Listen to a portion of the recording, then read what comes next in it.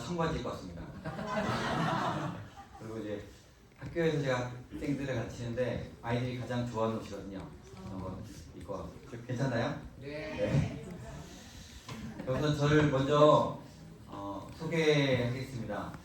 제가 좀 중원본 할까봐 약간 점점 나이가 한 살 두 살 들어가면서 말이 많아지더라고요. 그래서 좀 적어왔는데 이 내용들 벗어나지 않게 좀 잠시 나누겠습니다.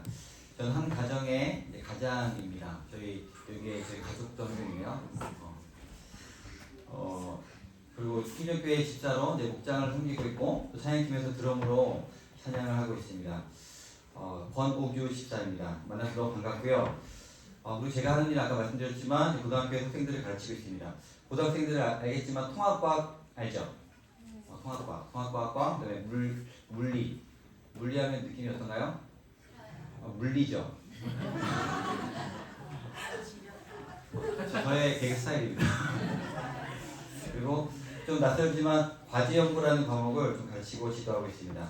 평소 학생들 굉장히 매일 만나는데 특별히 교회에서 여러분들 만난다고 하니까 굉장히 어제부터 좀 되게 설레이더라고요. 설레고 지금도 왠지 모를 좀 기대감들이 있습니다. 하나님이 주시는 마음인 것 같습니다. 함께 잠시 기도하고 삶을 나누겠습니다. 살아계신 하나님, 부족한 저를 이 자리에 세우셔서 주님 감사드립니다. 저의 부족함, 연약함 드러나 주셨습니다. 주님, 오직 주님만, 주님의 영광됨만 드러나는 시간 되게 하시고 저의 짧은 나눔을 통하여서 하나님에 대한 기대감들이 넘쳐나는 그런 시간 될 수 있도록 주님 인도하여 주십시오. 감사를 드리며 예수님의 이름으로 기도드립니다. 네.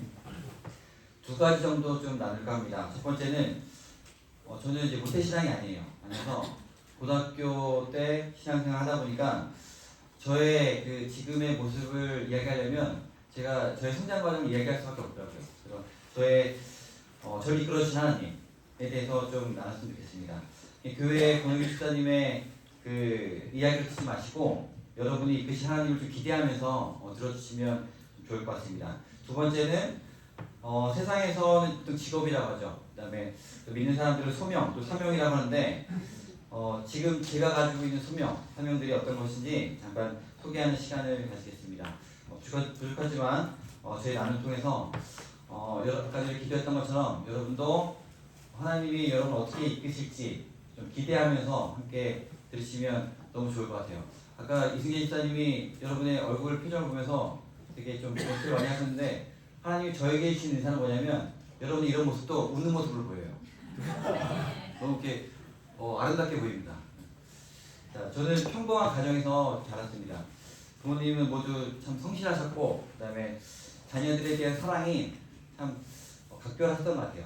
그랬던 것 같은데 초등학교 때는 거의 태권도를 하면서 지냈습니다. 태권도 했던 기억밖에 안 나요. 중학교 때는 학교를 하면 항상 이제 운동장에 남아가지고 저 치학중학교 나왔어요. 치학중학교. 뭔가 공통적으로 찾으려고 굉장히 노력 중인데 치학중학교를 나와서 수업 마치면 항상 축구, 농구, 야구 이런 것들을 항상 하다가 땀을 쩔어서 집에 갔던 기억이 있습니다. 물론 이 나름의 사춘기 시절을 이제 보내긴 했습니다. 약간의 반항도 하고 그러면서 보냈습니다. 저희 어머니, 저 권인혁의 할머니가 권인혁한테 항상 이렇게 얘기해요.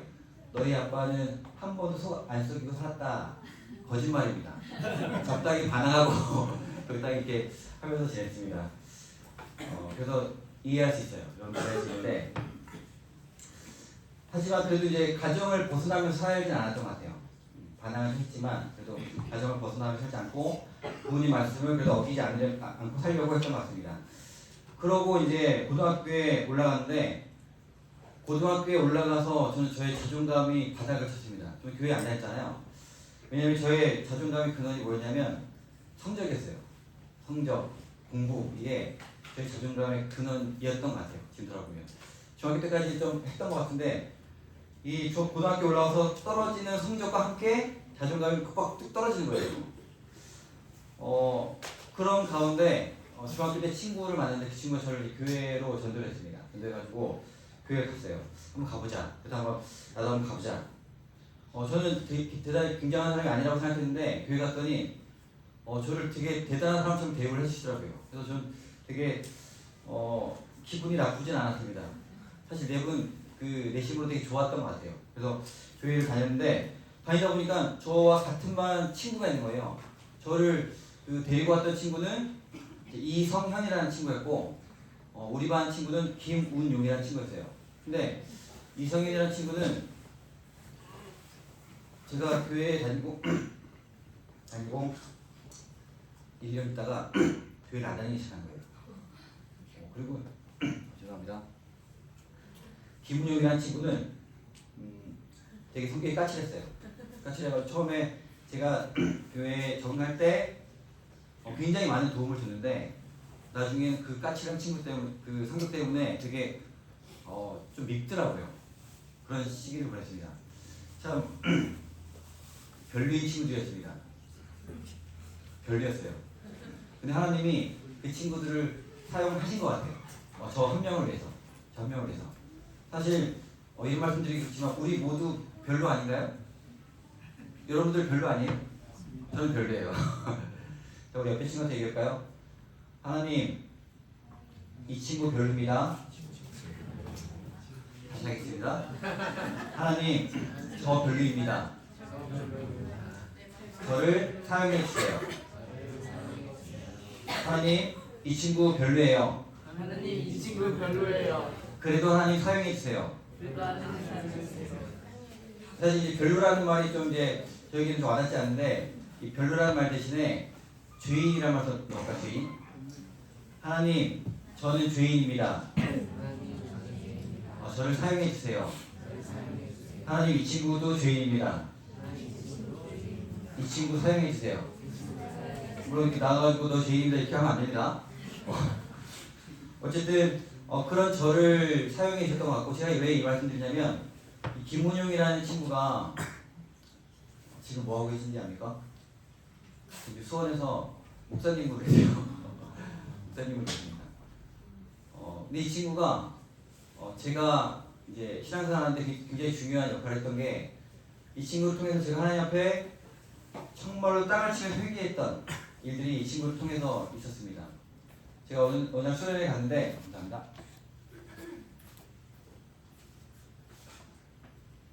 수련회에 갔는데 은혜를 못 받고 있다가 이제 찬양을 하면서 뭐 기도하고 수련회 한 3일 정도 되잖아요. 3일째 되는 날까지 첫 수련회였는데 하나님을 못 만나고 있다가 마지막에 하나님이 그걸 깨닫게 해주셨던 것 같아요.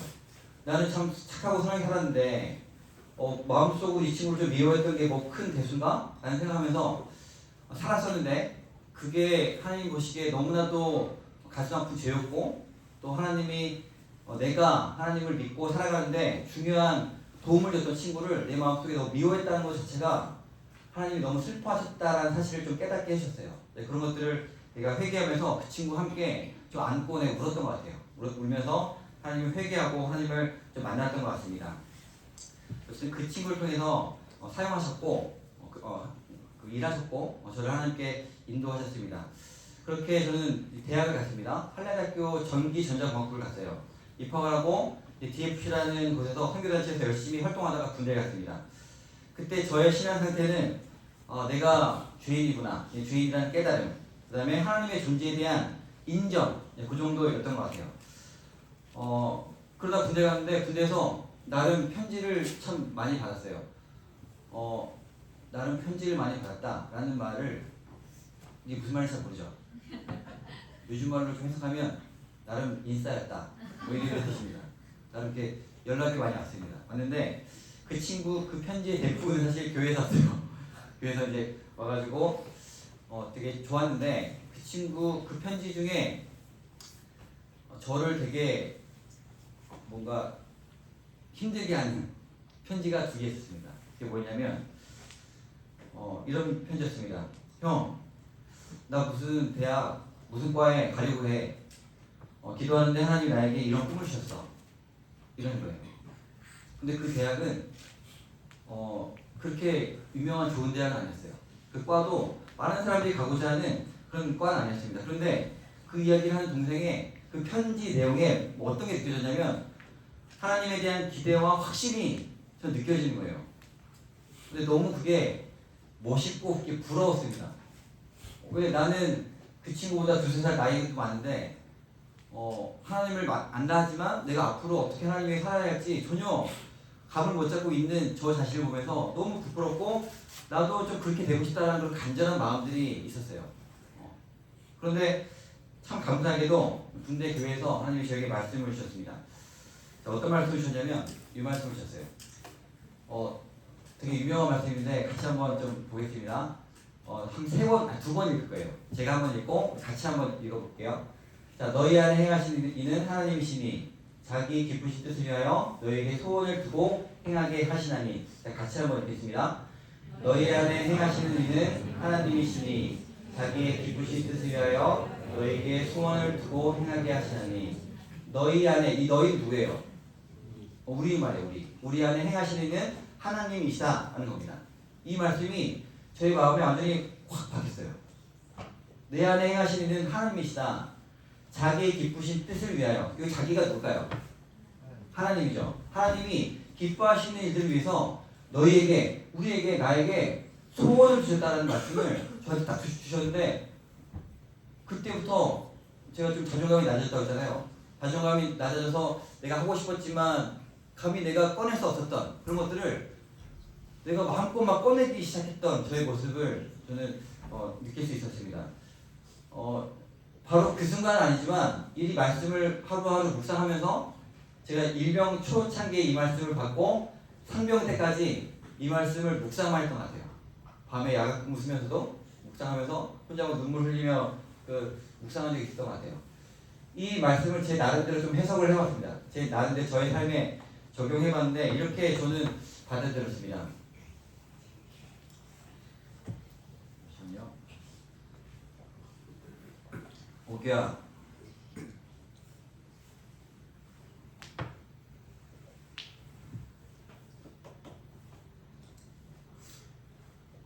시간이 흐르는데 빨리 너 고등학교 때 엄청 힘들지 않았니?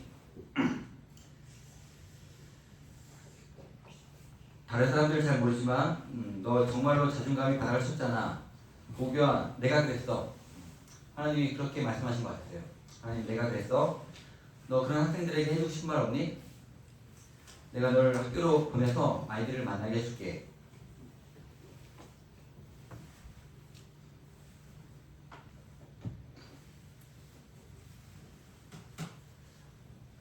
죄송합니다. 참 20년 전이네요. 20년 전에 그 상황인데 이런 묵상을 하면서 참 근무 쓰면서 밤 혼자 근무 쓰면서도 막 울었던 것 같아요. 너가 지금 알고 깨달은 것을 그 친구들에게 꼭 이야기해줘. 너의 자존감은 공부, 성적이 아니야. 너 자체야. 너는 나의 작품이고 나의 사랑하는 아들이란다. 이런 말씀으로 저는 이 말씀이 해석이 되어지면서 또 꿈을 꾸게 되었던 것 같습니다. 그러면서 그동안 나의 인생을 어떻게 살아야 되나 고민이 많았고 또 참 방황을 많이 했는데 이런 나름의 응답이 되게 감격이었던 것 같아요. 그 근무수다가 많이 울었습니다. 하지만 또 잠을 자고 아침이 되니 또 의심이 올라오잖아요. 또 의심이 올라와서 또 이제 이게 맞나? 라는 그런 의심이 있었지만 그래도 하나님이 저의 의심 많고 또 믿음 없는 저에게 지속적으로 말씀 묵상하게 하시고 은혜를 주셔서 빌립보서 2장 13절 말씀이 저의 말씀으로 새겨지게 되었습니다. 그래서 저는 23살에 다시 수능을 보고 24살 다시 대학에 입학해서 28년에 처음으로 학생들을 만나게 됐어요. 그런 과정이 있었습니다. 얼마 전에 저희 학교 원주여고에 유한계일교원이라는 기도 모임이 있습니다. 여기에 물론 많은 친구들이 이제 모이진 않아요. 여기 대표 기도를 인도하는 대표 친구의 이름이 뭐냐면 주희의 주희, 박주희. 우리 최주희가 이제 박주희. 너무 기도를 은혜롭게 잘 인도합니다. 화요일, 목요일 아침 8시 10분에 제가 물리실에서 기도 모임을 하고 있습니다. 얼마 전에 기도 모임을 하는데 이런 기도를 하게 됐어요. 그 친구가 기도 모임을 하고 이제 제가 마무리 기도를 하는데 준비하지 않았는데 이런 기도를 하게 되더라고요. 하나님, 수능이 일주일 남았습니다. 그동안 우리들이 교만할 사람을 찾지 않았고 하나님을 의지하지 않고 살았습니다. 수능을 준비하는 과정에서 하나님을 의지하게 하시고 그런 가운데 하나님 만나게 하시고 하나님을 진심으로 영접하게 하셔서 이번 수능이 하나님 만나는 기회가 되게 해주세요 했더니 친구들이 아멘이 크게 하더라고요. 수능을 잘 보게 해달라는 내용은 없었습니다. 다행히 보상이 없었어요. 자, 고등학교 생활에 가장 중요한 게 뭘까라는 것들을 제 마음속으로 생각해 볼 때 성적 중요하죠. 다 중요하지만 하나님 만나고 그 뜻을 묻고 하나님 지금 소명을 찾아가는 것이 가장 중요하지 않을까라는 생각이 들었습니다. 또 그것을 믿고 최선을 다해서 사는 것이 하나님 믿는 사람이 가야 할 길이 아닌가라는 생각들이 들었습니다. 진심으로 부탁합니다. 하나님이 우리 삶의 주관자이심을 믿고 제발 모두 평안하시기를 부탁을 드립니다. 아멘. 마지막으로 제가 이 사진을 보면서 한 가지 부탁 말씀드리고 마무리하겠습니다. 이거는 좀 시간 관계상 나중에 하겠습니다. 이건 물리에 대한 얘기인데 시간 되면 나중에 하겠습니다. 이런 좀 안타까운 기사들 많이 보시죠. 학부모들의 또 갑질이라든가 이런 걸로 극단적인 선택을 하는 상황, 그 다음에 학생들이 좀 비상식적인 행동을 해가지고 교권이 무너진 상황들, 자주는 아니지만 저도 가끔씩 보기도 하고 좀 경험하는 때가 있습니다. 요즘 분위기로는 참 교사들이 이제 불쌍한 시기인 것 같아요. 근데 이걸 좀 보여줄까 말까 고민하다가 학교에서 이런 거 안 보여줍니다. 왜 보여주냐면 이때 어떤 교사가 필요할까 이런 생각들을 하게 됐어요. 이럴 때 어떤 교사가 필요할까? 우리 믿음의 교사들이 필요하지 않을까? 라는 생각들을 하게 됐습니다. 하나님이 나를 가끔 저는 이제 그런 친구들을 접하거나 보게 되면 하나님이 나에게 보내주신 사람이지 라는 그런 생각들을 합니다. 그러면 그 친구가 또 한없이 사랑스러워져요. 그러면 하나님의 사랑을, 저는 부족하지만 하나님의 사랑을 부어주셔서 그 아이들을 사랑하고 품고 갈 수 있게 됩니다. 혹여나 교사의 꿈을 품고 있다가 아이들을 가르치는 것들 되게 원하고 품고 있다가 요즘의 상황 이런 것들을 보면서 교사가 아니구나 이런 것들을 접을까봐 좀 걱정이 됐어요. 이런 말씀을 드립니다. 믿음의 교사들 정말 필요합니다. 하나님의 사랑을 가지고 아이들을 끊임없이 사랑하고 아이들을 조건 없이 사랑하고 아이들의 상황과 여건에 없이 사랑하고 품어주고 쏟아부을 수 있는 그런 교사들이 정말로 필요한 시기가 지금인 것 같습니다. 사실 이 사회도 마찬가지지 않나요? 가끔씩은 이 사회가 정말로 이렇게 사회가 전체가 화가 났지? 이런 생각들이 들 때가 있어요. 그럴 때 여러분의 또 하나님의 사랑을 전하고 사랑으로 품고 그런 삶을 사시기를 부탁을 드립니다. 얼마 전에 수업을 하다가 저에게 이런 것들을 묻는 친구가 있습니다.